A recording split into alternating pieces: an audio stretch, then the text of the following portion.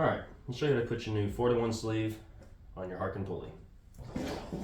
First thing you want to do is make sure that your pulley is extended all the way out and the lines are straight, they're not crossing. And you'll put your sleeve on. This end will go here with the rope handle.